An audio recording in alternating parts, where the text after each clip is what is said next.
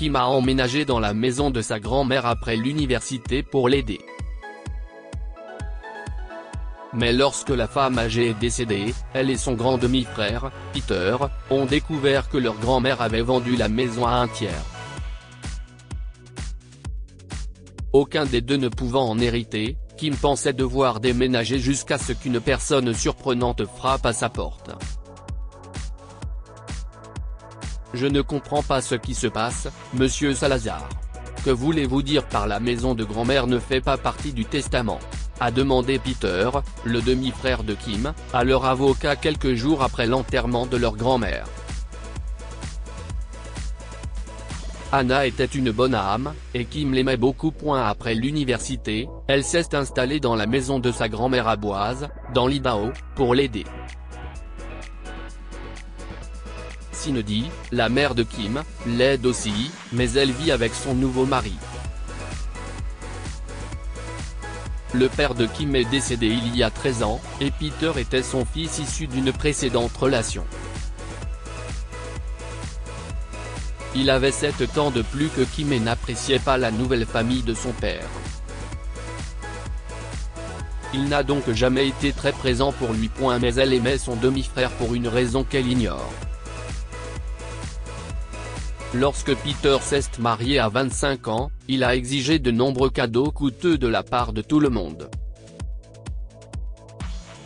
Kim avait à peine 18 ans et était une étudiante fauchée. Mais après une année passée à pleurer la mort de leur père, elle a voulu offrir quelque chose de spécial à son demi-frère. Malheureusement, ses efforts ont été vains. Peter l'a à peine salué au mariage et ne l'a pas reconnu pendant son toast, dans lequel il n'a fait que mentionner leur défunt père et combien il lui manquait. C'est à ce moment-là que Kim a compris que Peter ne la considérerait jamais comme faisant partie de la famille. Mais c'était il y a des années. Elle avait maintenant 30 ans et était passée à autre chose. Malheureusement, la tragédie les a frappés à nouveau, et la vieillesse a emporté leur chère grand-mère, Anna. Son seul réconfort était que la femme âgée avait 91 ans et avait eu une vie merveilleuse. Maintenant, ils se sont réunis dans le bureau de l'avocat d'Anna pour la lecture du testament. Peter s'est présenté à ce moment-là avec un sourire arrogant. Il a grogné Kim et Cindy et est passé pour saluer M. Salazar. Leur grand-mère n'était pas riche, mais certaines de ses affaires avaient une grande valeur. Monsieur Salazar a révélé que les antiquités d'Anna iraient à Cindy, et que Kim recevrait son légendaire livre de recettes. La femme âgée a également laissé à sa petite fille une partie des meubles de sa maison. Pendant ce temps, Peter a reçu la vieille voiture de sa grand-mère, qui était restée dans son garage pendant des années. Personne ne savait si elle fonctionnait encore. Si Peter la réparait, il pourrait la vendre pour un bon prix. Cependant, Peter a changé de sujet pour parler de la maison d'Anna. Ce n'était pas un manoir, mais leur grand-mère possédait le terrain, ce qui devait avoir une valeur énorme. Imaginez la surprise de tous lorsque monsieur Salazar dit que la maison n'appartient plus à Anna. C'est comme je l'ai dit, Peter. Anna a vendu cette maison il y a des années, et par conséquent, vous ne pouvez pas en hériter, dit lentement l'avocat, tenant le testament dans ses mains et enlevant ses lunettes de lecture pour se concentrer sur Peter. Cela n'a aucun sens, s'est exclamé Peter, frappant le bureau de monsieur Salazar avec son poing. C'était ton idée, Kim ? Tu vas me piquer ma part de la maison de grand-mère ? Excuse-moi ? A demandé Kim, en regardant son demi-frère avec un froncement de sourcils et en plaçant sa main sur sa poitrine.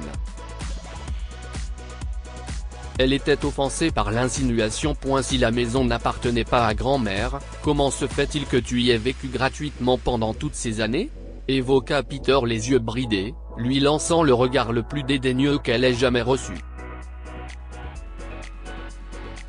J'aidais notre vieille grand-mère qui pouvait à peine bouger toutes ces années. J'ai un travail. Je ne suis pas une profiteuse, a répondu Kim avec colère en voulant continuer à hurler sur son demi-frère, mais Cindy a retenu son bras. Sa mère ne voulait pas que les choses s'enveniment avec Peter. Peter, calmez-vous, s'il vous plaît, a demandé M. Salazar en pointant sa main vers l'une des chaises, demandant à Peter de se rasseoir et d'écouter. D'après ce que j'ai compris, votre grand-mère a passé un accord avec le nouveau propriétaire. Elle ne m'a jamais dit qui était cette personne. Si est tout ce que je sais. Peter s'est levé d'un bond et s'est précipité hors du bureau. Kim et Cindy remercient l'avocat pour tout et se disent au revoir sur le parking. En conduisant, Kim songe à déménager bientôt de la maison d'Anna. Le propriétaire allait sûrement venir. Si est peut être quelqu'un de la veillée. Mais cela la vexe que sa grand-mère n'a jamais rien dit à ce sujet. Une fois à l'intérieur de la maison, Kim a enlevé son manteau et a commencé à penser au dîner quand on a frappé à la porte. Madame Brooks, bonjour, dit-elle après avoir ouvert la porte et vu leur sympathique voisine. Madame Brooks avait 87 ans et était l'une des amies les plus chères de sa grand-mère. Kim, bonjour. Comment vas-tu, chérie ? Demande la femme âgée. Je vais bien, tout bien considéré. Merci pour vos paroles lors de la veillée funèbre de grand-mère. Je sais qu'elle appréciait beaucoup votre amitié, dit Kim en souriant doucement. Et merci d'être venu me voir. Vous n'auriez pas dû. Ne parle pas, ma chérie. Mais ce n'est pas pour ça que je suis là. Je dois te donner quelque chose d'important, a révélé Madame Brooks et a commencé à fouiller dans son sac à main. Qu'est-ce que si est Le voici. Si est l'acte de propriété de cette maison, chérie, dit la femme âgée en sortant une énorme enveloppe de son sac et en la tendant à Kim. Quoi ? Pourquoi avez-vous ceci ? A demandé Kim, très surprise. Actuellement, je suis la propriétaire de la maison, mais ce n'était qu'une partie de l'accord que j'ai passé avec Annie il y a des années. Puis-je entrer pour en discuter ? A demandé Madame Brooks en inclinant la tête avec un sourire effronté. Elle a commencé à bouger avant que Kim ne puisse dire un mot, et s'est assise sur son canapé.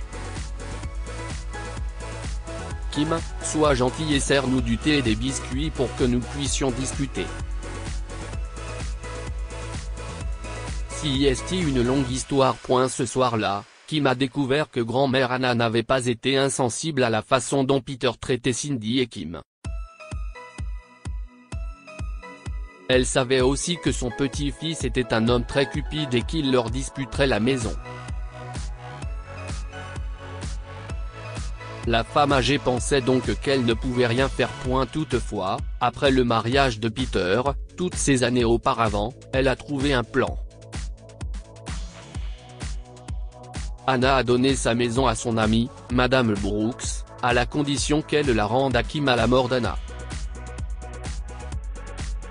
Elle ne voulait pas que Peter sache quoi que ce soit, donc tu vas dire tout simplement que le vrai propriétaire t'a proposé de te revendre la maison. Si est clair, ma chère ? A dit Madame Brooks. Si est un peu sournois, a rétorqué Kim, en buvant son thé. Un sourire se dessine au bord de sa bouche, mais elle ne veut pas le laisser sortir transparaître. Oh, ma chère. Il y a beaucoup de choses que tu ne sais pas sur ta grand-mère. je peux te raconter quelques histoires, a ajouté Madame Brooks. Elles ont bavardé pendant un long moment, et quelques jours plus tard, M. Salazar les a aidés à transférer l'acte de propriété à Kim. Finalement, elle a raconté à sa mère tout ce qui s'était passé, mais cela est resté un grand secret entre elles. En tout cas, son demi-frère ne les a plus contactés. Et pour autant qu'il le sache, Peter ne l'a jamais découvert. Que pouvons-nous apprendre de cette histoire? Personne ne doit se sentir en droit de recevoir un héritage. Pierre ne traitait pas bien sa famille, mais il se sentait quand même autorisé à recevoir un héritage de sa grand-mère. Mais sa grand-mère a fait en sorte qu'il n'obtienne pas grand-chose dans son testament, car elle pensait qu'il ne méritait pas plus. Les bonnes actions méritent d'être récompensées. Kim a aidé sa grand-mère pendant des années, et à la fin, elle a obtenu sa maison. Mais seulement parce qu'elle ne s'y attendait pas et ne s'y sentait pas autorisée. Partagez cette histoire avec vos amis. Elle pourrait illuminer leur journée et les inspirer.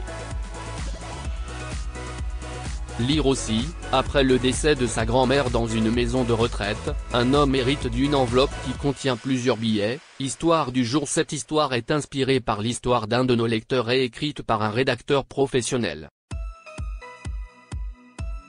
Toute ressemblance avec de véritables noms ou lieux est une pure coïncidence. Toutes les images sont utilisées uniquement à des fins d'illustration. Partagez votre histoire avec nous. Elle changera peut-être la vie de quelqu'un. Si vous souhaitez partager votre histoire, envoyez-nous un mail à info@amomama.com. Abonnez-vous à Amomama sur Google News.